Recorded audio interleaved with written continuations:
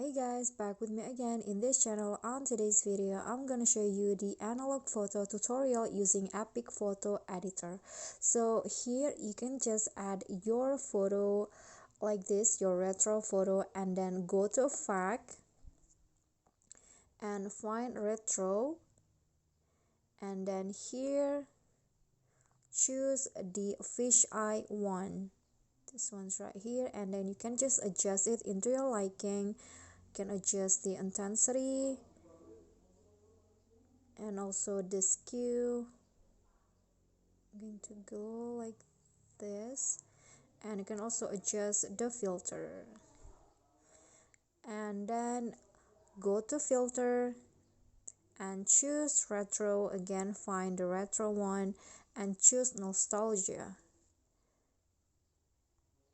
and you can also adjust it into your liking. I'm going to go with 70, and then go to effect again and then choose light and select the film tree effect. This one's right here, and you can also adjust it into your liking like so, and you're done. So here is the before and here is the after.